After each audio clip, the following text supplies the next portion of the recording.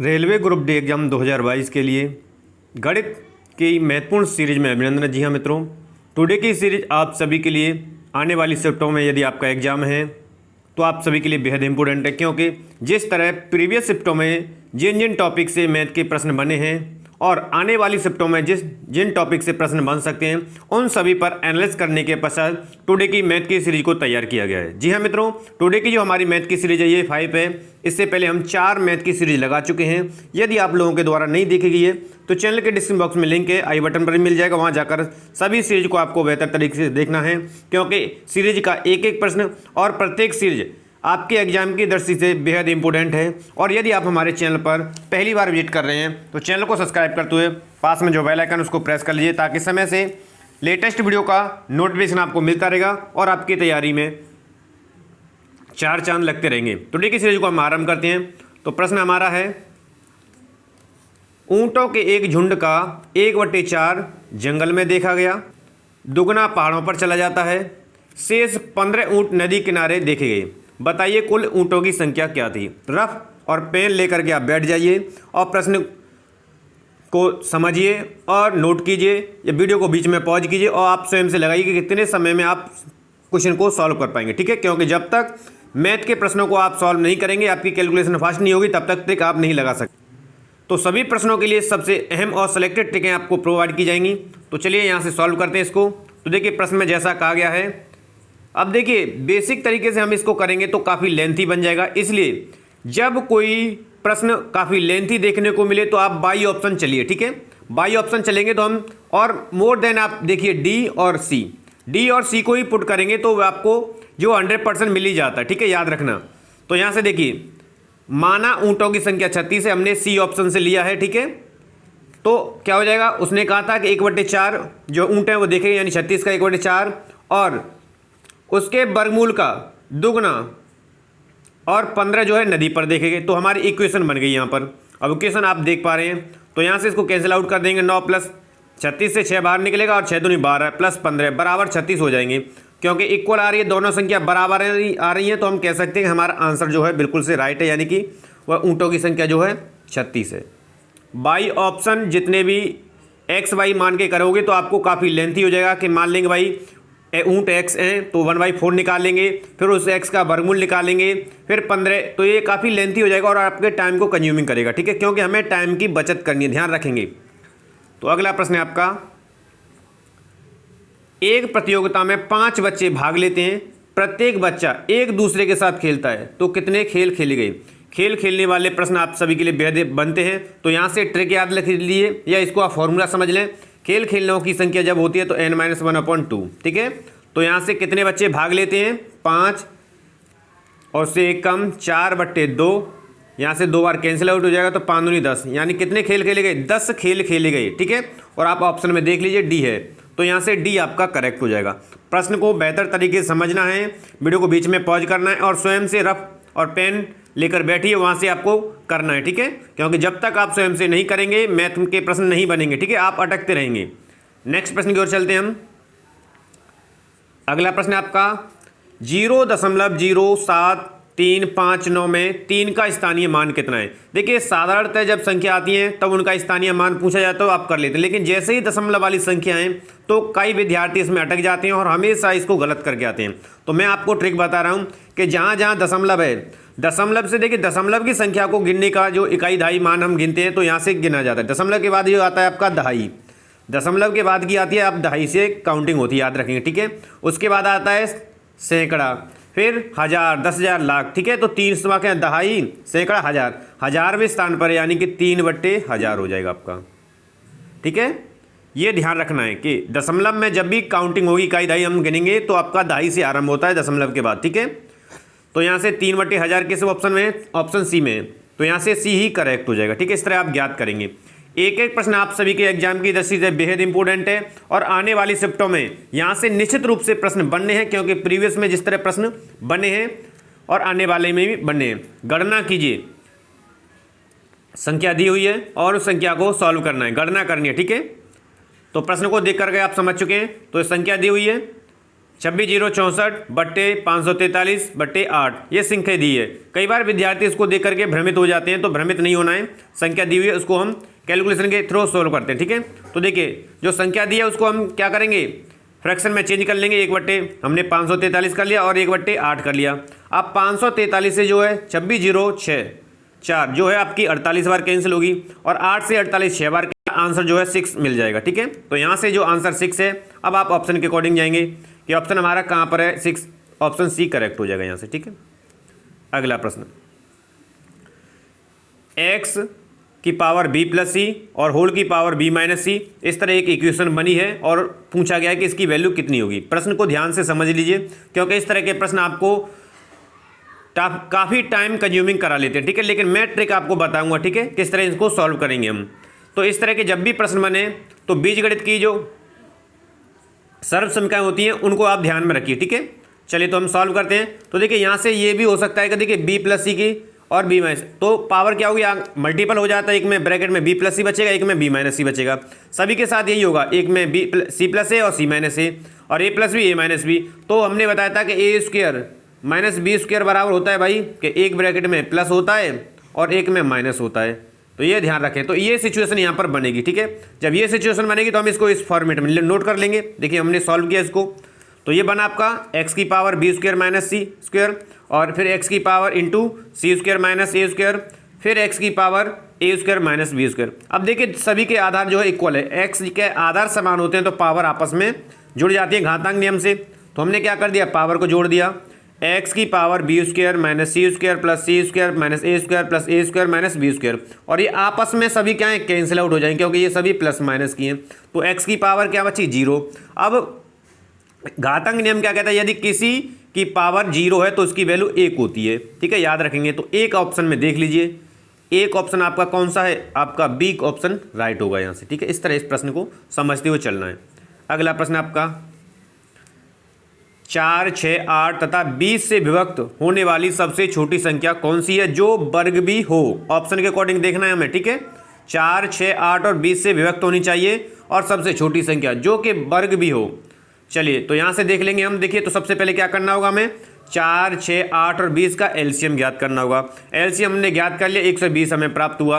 अब आप ऑप्शन को देखेंगे भाई, ऑप्शन यानी कि 120 से कौन डिवाइड हो रहा है, तो हमने ऑप्शन को रीड किया तो 1800 और 3600 दो ही हमें मिली हैं भाई जो 120 से डिवाइड हो रही हैं। लेकिन 120 से भाज्य होने के साथ साथ ये भी देखना है कि ये संख्या वर्ग भी है कि नहीं, जबकि 1800 हमारी वर्ग नहीं है, तो बचे कौन सी, 3600। तो 3600 ही आपका राइट आंसर होगा। आप यहाँ देख लेंगे ऑप्शन में, ठीक है। 3600 आपके ऑप्शन सी में है तो सी करेक्ट हो जाएगा। इस तरह प्रश्नों को समझते हुए ट्रिक के साथ करते चलेंगे हम। अगला प्रश्न, एक शहर की 90% जनता के पास मोटर कार है, 15% के पास मोटरसाइकिल है, सबके पास कम से कम एक या दोनों हैं, सबके पास कम से कम एक है या दोनों भी हैं, तो कितने प्रतिशत लोगों के पास जो है मोटरसाइकिल वालों के पास कार है। प्रश्न को एक बार ध्यान से समझ लीजिए, नोट कर लीजिए और तुरंत कॉपी पेन लेकर के बैठिए और लगाइए। कितने समय में आप कर पाते हैं, ठीक है। चलिए तो यहाँ से हम इसको सॉल्व करेंगे। तो सबसे पहले देखना है कि भाई दोनों रखने वाले लोग कौन कौन से हैं, कितने लोग हैं। तो मोटर कार वाले लोग और मोटरसाइकिल, यानी वे लोग जो मोटर कार रखते हैं और वे लोग जो मोटरसाइकिल रखते हैं, उन दोनों को ऐड कर दिया हमने।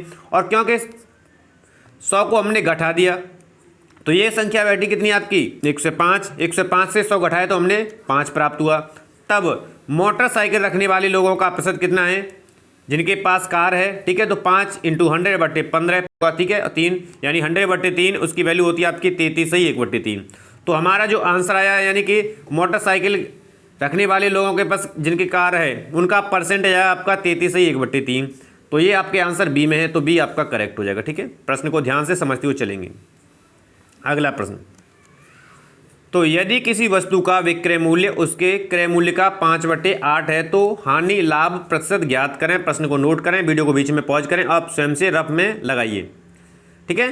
तो देखिए वस्तु का विक्रय मूल्य उसके क्रय मूल्य का 5/8 है, ठीक है, यानी क्रय मूल्य आपका कितना है 8, यानी कि सीपी कॉस्ट प्राइस आपका 8 है और विक्रय मूल्य 5 है। तो आप देख पा रहे हैं 8 में वस्तु खरीदी गई है, 5 में बेची हुई है, तो हानि तो होगी, ठीक है। अब हानि ज्ञात करने के लिए तुरंत हम फॉर्मूला अप्लाई कर देंगे। तो यहाँ से देख लें सीपी बराबर 8 और एसपी बराबर 5 है, तो हानि कितनी हो जाएगी 8 - के 5/8 × 100। सॉल्व करेंगे। 8 में से 5 घटे 3, 3 का 100 में मल्टीप्लाई बट्टे यानी कि 300/8 सॉल्व करेंगे तो हमें 37.5% जो है प्राप्त होगा। ठीक है, तो 37.5% है जो कि आपके इन में से कोई नहीं ऑप्शन में है। ठीक है, आंसर यहाँ से डी करेक्ट हो जाएगा। ठीक है, प्रश्न को देखेंगे ऑप्शन में है कि नहीं। चलिए बेहतर तरीके से प्रश्न को समझते हुए अगला प्रश्न, ए बी सी डी इन चारों संख्याओं का औसत 50 है और ए बी ई एफ इनका औसत भी 50 है, तो निम्नोक्त में से कौन सा सही होना चाहिए। अब देखिए ऑप्शन में किस तरह दिया हुआ है, जिस तरह ऑप्शन में दिया है हमें प्रश्न को भी उसी लैंग्वेज में बनाना होता है। ठीक है, तो ए बी सी डी इन चारों संख्याओं का एवरेज कितना है 50 है, ए बी ई एफ इनका भी औसत 50 है, यानी कि दोनों का औसत जो है इक्वल है। ये समझ लीजिए बस आप। तो ट्रिक लगा दीजिए, a plus b plus c plus d बट्टे 4 बराबर होगा a plus b plus e plus f equal बट्टे 4 के।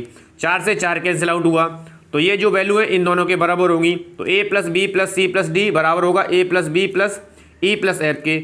अब देखिए ये प्लस बराबर में प्लस वाली संख्या आपस में कटती हैं, याद रखेंगे। तो बी और सी कट गया तो बचा सी प्लस डी इधर बराबर ई प्लस एफ के, यानी सी प्लस डी बराबर होगा ई प्लस एफ के। अब आप ऑप्शन में देखिए सी प्लस डी बराबर होगा ई प्लस एफ के, यानी ऑप्शन बी यहाँ से करेक्ट हो रहा है। जिस तरह प्रश्न में पूछा गया है ऑप्शन के अकॉर्डिंग हमें सॉल्व करना होता है। ठीक है, चलिए अगला प्रश्न है आपका, यदि ए अनुपात बी बराबर 3:4 है, बी अनुपात सी 6:5 है, इनकी वैल्यू दी गई है। ठीक है, तो ए अनुपात ब्रैकेट में ए प्लस सी क्या होगा। प्रश्न को ध्यान से समझ लीजिए क्योंकि रेशियो से हर एक शिफ्ट में 2 से 3 प्रश्न बने। ओवरऑल देखा जाएगा तो सभी जो प्रश्न आपको प्रोवाइड किए जा रहे हैं उनसे टॉपिक से प्रश्न बन रहे हैं और आने वाली शिफ्टों में यहाँ से बनने ही 100%। ठीक है, तो चलिए सॉल्व करते हैं हम। तो देखिए ए अनुपात बी बराबर 3:4 तथा बी अनुपात सी बराबर 6:5 है, तो सॉल्व करेंगे, लिख लेंगे। फिर ये चलेंगे क्या 3 6 18, फिर इसका मल्टीप्लाई 4 6 24, फिर इसका मल्टीप्लाई 4 5 20। ठीक है, तो 18:24:20 हमें प्राप्त हुआ ए अनुपात बी अनुपात सी की वैल्यू। अब यहाँ पर पूछा गया है ए अनुपात ए प्लस सी, तो इन दोनों को ऐड कर देंगे तो 18 अनुपात ब्रैकेट में 18 + 20, तो देख लिया हमने 18 अनुपात ये 38 हो जाएगा। ठीक है, तो 2 से कितनी बार कटेगा 9 बार और ये आपका 19 बार, तो यहाँ से आपका मिलेगा 9:19। अब देख लीजिए किस ऑप्शन में आपका राइट है 9:19। ठीक है, ऑप्शन सी यहाँ से आपका करेक्ट है। ये प्रश्न को ध्यान से समझते हुए आपको करना है और ऑप्शन भी सही तरीके से लगाना है, क्योंकि कई बार क्या होता है जल्दबाजी में हम ऑप्शन को टिक कर देते हैं, जरा सी गलती आगे भारी पड़ती है। ठीक है, अगला प्रश्न आपके लिए, एक पात्र में शुद्ध दूध को 10% पानी से बदला जाता है, शुद्ध दूध को 10% पानी से बदला जाता है। इस प्रक्रिया को 3 बार दोहरा जाता है, यानी ये जो प्रक्रिया की जाती है कि दूध को पानी में बदलना 3 बार दोहरा जाता है। तीसरी प्रक्रिया के बाद पात्र में बचे दूध की मात्रा क्या है। तीसरी प्रक्रिया के बाद, इन तीसरी प्रक्रिया कंप्लीट हो चुकी है तो जो पात्र में दूध बचा हुआ उसकी मात्रा पूछी गई है। प्रश्न को ध्यान से समझ लें क्योंकि जब तक गणित के प्रश्नों को आप समझेंगे नहीं सॉल्व नहीं कर पाएंगे। ठीक है, चलिए तो यहाँ पर मैं ट्रिक से आपको कराता हूँ। इसको ट्रिक क्या है कि ट्रिक ये है कि n बार यदि क्रिया की जा रही है, दूध की शेष मात्रा आपसे पूछी जा रही है, तो ये आपका इस तरह का प्रश्न बने तो आप इसको लगा दें, तुरंत ही सॉल्व होगा। ये बाकी एक्स वाई से आप करेंगे तो काफ़ी लेंथी बन जाएगा। ठीक है, यानी कि x ब्रैकेट में 1 - y/x की पावर n इकाई। ठीक है, जहाँ पर मैंने बता दिया है कि x जो है इकाई है, यानी इकाई मतलब उसकी मात्रा है दूध में प्रत्येक बार जो दूध की वैल्यू है, और बाई इकाई यानी दूध में जो पानी में निकाल करके स्थानांतरित किया जा रहा है ये बाई की वैल्यू है। ठीक है, तो दूध की अब इस मात्रा क्या होगी, x की जगह क्या है 100% है, वो अपने आप में शुद्ध है तो 100% हुआ, -1/10 10% उसमें स्थानांतरित किया जा रहा है तो ये बाई की वैल्यू होगी। ठीक है, बट्टे 100। तो इसको हम सॉल्व किया, 10 से 10 बार घटा। ठीक है, तो यहाँ से 10 × 10 और 1 घटा दिया तो 9/10 बचा। अब इसका क्यू है तो हमने तुरंत क्यू कर दिया, 9/10 × 9/10 × 9/10। अब देखिए 2 0 से 2 0, आप इसको कैलकुलेशन करेंगे तो काफ़ी लेंथी हो जाएगा। हमें क्या करना है मैथ में स्मार्ट वर्क करना है। ठीक है, तो 0 से 0 हमने काट दिया, मल्टीप्लाई करेंगे 729 होगा, 729/10 यानी 1 अंक के बाद दशमलव लग जाएगा, तो यानी कि 72.9% आपको प्राप्त होगा, यानी तीसरी प्रक्रिया के बाद जो दूध की मात्रा है। अब यहाँ पर देख लीजिए 72.9 यानी कि आपका डी आंसर आ रहा है करेक्ट। ठीक है, इस तरह हमें प्रश्न को समझना है और सही तरीके से प्रश्न को सॉल्व भी करना है और सही ऑप्शन भी टिक करना है। ठीक है, याद रखें हम। अगला प्रश्न, 6 महिलाएं मिलकर एक कार्य को 10 दिन में पूरा कर सकती हैं, जबकि 10 बच्चे मिलकर उसी कार्य को 15 दिन में पूरा कर रहे हैं। 6 महिलाएं 10 दिन में कार्य पूरे कर रही हैं, 10 बच्चे 15 दिन में उसी कार्य को पूरा कर रहे हैं, तो 6 महिला और 10 बच्चे साथ मिलकर इस कार्य को कितने दिनों में पूरा करेंगे। 6 महिलाएं और 10 बच्चे अगर साथ में मिल जाते हैं तो ये कार्य कितने दिनों में पूर्ण होगा। ठीक है, ये समझ लीजिए। तो महिला की वैल्यू बच्चों के वैल्यू के बराबर है कितने की, वो हो जाएगा। ठीक है, तो चलिए हम इसको सॉल्व करते हैं। तो 6 महिला यानी 6 इंटू 10 महिला वर्क कर रही हैं, बराबर हैं 10 इंटू 15 के, ये समझ लीजिए। तब क्या होगा, तब ये होगा कि 2 महिला बराबर 5 बच्चों की है, क्योंकि 6 महिलाएं, इसका तिहाई कर देंगे, इसका भी तिहाई कर देंगे, तो 5 बच्चों के, तो 6 महिला बराबर 15 बच्चों की है। ठीक है, ये इतना समझ आ गया। तब 10 बच्चे 15 दिन में कार्य करते हैं, तो 6 महिला 10 बच्चों का कार्य पूरा करेंगी, तो 10 इंटू 15/25 हो जाएगा। ठीक है, और 5 से कैंसिल आउट कर दिया, सॉल्व कर लिया हमने, 6 दिन हमें मिले। तो ये मिलकर के कितने दिनों में कार्य करेंगी, 6 दिन। ऑप्शन में देख लेंगे 6 दिन कहाँ पर है, डी में, तो हमारा आंसर डी करेक्ट हो जाएगा। ठीक है, प्रश्न को ध्यान से समझते हुए, लैंग्वेज को समझते हुए सॉल्व करेंगे। अगला प्रश्न, 2 पाइप ए तथा बी एक हौज को क्रमशः 30 मिनट तथा 40 मिनट में भर सकते हैं। ए जो है 30 मिनट में भर सकता है, बी और 40 मिनट में भर सकते हैं। ठीक है, दोनों पाइपों को एक साथ चालू किया जाता है, दोनों को एक साथ चालू कर दिया। ठीक है भाई, यदि हौज को 24 मिनट में भरना है, 24 मिनट में वो हौज भरना है, तो दूसरे पाइप को कब बंद करना चाहिए, दूसरे पाइप को कब बंद करना चाहिए, यानी कि कितने मिनट बाद बंद कर देना चाहिए। प्रश्न को समझा। ए जो पाइप है वो 30 मिनट में और बी जो है वो 40 मिनट में। चलिए तो मैं इसकी ट्रिक बताता हूँ आपको किस तरह करना है। तो ट्रिक ये है कि मान लेंगे भाई बी पाइप जो है टी समय बाद बंद करना चाहिए, तो उसकी वैल्यू को हम पुट करेंगे, 24/30 हो जाएगा ये, प्लस T/40 बराबर 1 के इक्वल हो जाएगा। ठीक है, क्योंकि बेसिक तरीके से या एक्स वाई मानेंगे तो काफ़ी लेंथी हो जाएगा। ठीक है, तो यहाँ पर जब भी आप एग्जाम में प्रश्नों को करें तो यहाँ से दिमाग से, कैलकुलेशन से और स्मार्ट वर्क से आप आगे पहुँच सकते हैं सबसे। ठीक है, तो T/40 बराबर 1 माइनस के 24/30 हो जाएगा। तो यहाँ से इसको सॉल्व आउट कर लेंगे और सॉल्व करने पर हमें मिलेगा भाई कि जो वैल्यू आई है वो समय यानी 8 मिनट आया। ठीक है, तो 8 मिनट यहाँ पर हम देख लेंगे, 8 मिनट हमारे ऑप्शन बी में है, तो बी हमारा करेक्ट हो जाएगा। ठीक है, अगला प्रश्न आपके लिए, एक 226 मीटर लंबी ट्रेन 120 मीटर लंबे पुल को 9 सेकंड में गुजर जाती है या पार कर जाती है। ठीक है, उस पुल को पार कर जाती है। ट्रेन की गति क्या है, ट्रेन की गति जानने के लिए मैंने बताया था फॉर्मूला क्या था, यानी इन दोनों की लंबाई को हम जोड़ देंगे, बट्टे 19 कर देंगे। ठीक है, और देखिए ये वैल्यू जो है किलोमीटर प्रति घंटा में दी है और ये हमारी मीटर पर सेकंड में है, तो हमें इसको चेंज करना होगा। चलिए तो सॉल्व करते हैं। ठीक है, तो ट्रेन की गति दोनों को ऐड किया, बट्टे 19 इंटू इसको चेंज कर देंगे हम घंटे में, जिस तरह ऑप्शन में दिए, तो 18/5 से मल्टीप्लाई कर दिया और सॉल्व आउट किया, यानी सॉल्व किया हमने इसको, तो 72 किलोमीटर पर हावर्स उसकी गति आई, किसकी, ट्रेन की। तो 72 किलोमीटर प्रति घंटा यानी ऑप्शन सी में, तो हमारा सी आंसर यहाँ से करेक्ट हो जाएगा। अगला प्रश्न आपके लिए, समचतुर्भुज की प्रत्येक भुजा की माप 20 सेंटीमीटर है तथा इसका एक कर्ण 24 सेंटीमीटर है, तो इसका क्षेत्रफल क्या होगा। अब देखिए समचतुर्भुज से दिया हुआ है। ठीक है, तो यहाँ से कई शिफ्टों में समचतुर्भुज से भी प्रश्न पूछे जा रहे हैं, तो सबसे पहले फिगर हमें तैयार करना होगा, क्योंकि जब तक आप फिगर नहीं समझेंगे तब तक आप इसको सॉल्व नहीं कर पाएंगे। ठीक है, तो हमने मान लिया कि भाई ABCD ए क्या है, एक समचतुर्भुज है और उसकी सभी जो भुजाएं वो 20 सेंटीमीटर की, यानी 20 सेंटीमीटर ये AB है, BC CD और D है, ये 20 सेंटीमीटर इक्वल है, सभी आपस में इक्वल है। ठीक है, इतना समझ आया। ठीक है, और जो है इसका एक कर्ण दिया है 24, यानी DB की वैल्यू दी है, पूरे की लंबाई दी है क्या 24 है, तो ये क्या होगा, जब दूसरा विकर्ण है इसको 2 भागों में डिवाइड करेगा, 12 सेंटीमीटर 12 सेंटीमीटर। आपने पता है कि जब समचतुर्भुज में दोनों विकर्णों के मध्य जो एंगल बनता है वो 90 डिग्री का बनता है। 90 डिग्री बन रही है तो वहीं पर आपकी पाइथागोरस प्रमेय को आपको याद होना चाहिए तुरंत, क्योंकि 90 डिग्री पर ही समकोण पर ही पाइथागोरस प्रमेय लगती है, अन्यथा एक स्थिति में वो काम नहीं करती है। ठीक है, तब हमें AO की यार यदि हमें ये वाली वैल्यू मिल जाए तो हम इसकी भी वैल्यू ज्ञात कर लेंगे, उसके पश्चात हम इसका एरिया ज्ञात कर लेंगे। तो पाइथागोरस थ्योरम लगा दीजिए। ठीक है, पाइथागोरस थ्योरम लगा देंगे हम AOB में, तो क्या हो जाएगा, AO की इजिकल टू क्या हो जाएगा, यानी इसका स्क्वायर बराबर इन दोनों का योग का स्क्वायर होता है, तो 20 का स्क्वायर माइनस के 12 का स्क्वायर, रूट में बंद कर दिया हमने। ठीक है, बराबर हमारा 20 का स्क्वायर 400 होता है, 12 का 144 होता है, घटा दिया 256 आया। 256 किसका वर्ग होता है, 16 का, तो हमें 16 प्राप्त हुआ AO की वैल्यू। अब देखिए ये AO है, तो ये क्या होगा, इसको 2 बराबर भागों में बांटेगी, तो AC की वैल्यू क्या होगी, 2 का मल्टीप्लाई कर देंगे भाई, तब AC की वैल्यू 2 × 16 हो जाएगी, यानी 32 सेंटीमीटर। AC की वैल्यू हमें मिल गई 32 सेंटीमीटर। अब हम जानते हैं कि भाई समचतुर्भुज का जो क्षेत्रफल होता है विकर्ण 1 × विकर्ण 2, यानी पहला विकर्ण और दूसरा विकर्ण, या 1 2 3 लिख सकते हैं आप, जो भी आपको उचित लगे, बट्टे 2, ये फॉर्मूला आपको ज्ञात है। तो वैल्यू पुट करनी है, 24 × 32 बट्टे 2 काट देंगे आपस में, और जो वैल्यू हमें मिलेगी वो 384 सेंटीमीटर स्क्वायर। ठीक है, ये यहाँ से आंसर हो जाएगा। ऑप्शन को देख लीजिए, 384 सेंटीमीटर स्क्वायर, यानी कि आपका आंसर जो है आपका ऑप्शन सी है। तो ये थी मित्रों टुडे के अहम और महत्वपूर्ण जो कि विभिन्न शिफ्टों में पूछे गए हैं उन पर आधारित, और आने वाली शिफ्टों में जो सिलेक्टेड टॉपिक हैं वहाँ से जो प्रश्न पूछे ही जाते हैं उन पर आधारित टुडे की सीरीज। आशा करते हैं टुडे की सीरीज आपको पसंद आई होगी। सीरीज पसंद आई है, प्रश्नों का संकलन पसंद आया मित्रों, तो मोर देन लाइक और शेयर कर दीजिए। और चैनल को अभी तक सब्सक्राइब नहीं किया है तो ग्रुप डी की बेहतर तैयारी के लिए और बेहतर प्रश्नों का संकलन प्राप्त करने के लिए चैनल को आप सब्सक्राइब कर लीजिए। धन्यवाद मित्रों।